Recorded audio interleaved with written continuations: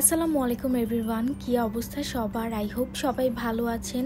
আজকে ছুটির দিন ছিল, বের হয়েছিলাম, তাই ভাবলাম আজকেরও একটা ছোট্ট ব্লগ আপনাদের সাথে শেয়ার করি। আজকে বাসায় আপু আর ভাই আসবে, তাই ভাবলাম আজকে পিজা বানাই। তাই বের হওয়ার আগে পিজার ব্যাটারটা রেডি করে রাখছিলাম। এটাকে এখন 2-3 ঘন্টার মতো রেস্টে রেখে আমি বের হচ্ছি। আমার ফ্রেন্ড অলরেডি আমাকে পিক করতে চলে আসছে।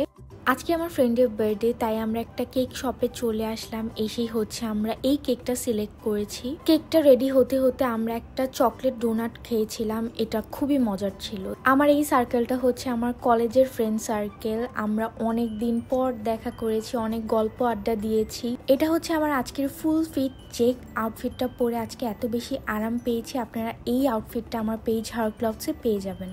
রেস্টুরেন্ট থেকে বের হয়ে বাইরে অনেকগুলো শপ ছিল, পরে আমরা এই শপ থেকে হচ্ছে অনেক কেনাকাটা করেছি। তারপরে মিরপুর 2-এ আমরা এসেছিলাম বেলাল মামার ফুচকা খেতে। বাট টু বি অনেস্ট, আমাদের কাছে খুব একটা ফুচকার টেস্টটা ভালো লাগেনি। ভিডিওতে যেভাবে দেখায় ফুচকা চটপটি কম্বিনেশনটা অনেক মজার হয়, বাট আমাদের সবার কাছে এটার টেস্ট খুবই বেসিক লেগেছে। বাসায় এসে দেখলাম আপু ফ্রাইড রাইস রান্না করছে, আর এদিকে আমার পিজার ডোটাও রেডি। সো ভাইয়া একটু পরে যেহেতু চলেই আসবে, তাই আমি তাড়াহুড়া করে পিজাটা বানানো শুরু করে দিলাম। এটা রেসিপিটা আমি আজকে রেকর্ড করতে পারিনি, যেহেতু আজকে অনেক তাড়াহুড়াতে ছিলাম আর অনেকদিন পর বেকিং স্টার্ট করেছি। তাই আমি চাচ্ছিলাম ফার্স্টে একটু ট্রায়াল দিয়ে দেখি ঠিক মতো হয়েছে কিনা। প্রথম পিজাতে আমি মন মতো ভেজিটেবল, সসেজ আর মাশরুম দিয়েছিলাম। নট গোনা লাই, আমি আজকে ভেবেছিলাম পিজার আউটকামটা খুব একটা ভালো আসবে না, যেহেতু অনেক তাড়াহুড়া করে বানিয়েছিলাম, প্লাস অনেকদিন পর বেকিং করছিলাম। আর অনেকদিন পর বেকিং করলে কিন্তু ফার্স্ট অ্যাটেম্পটা ঠিক মতো হয় না। বাট আজকে পিজাটা খুবই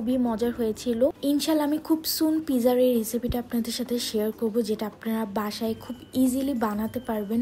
so yeah, that's it for today's video. See you in the next blog. আল্লাহ হাফেজ।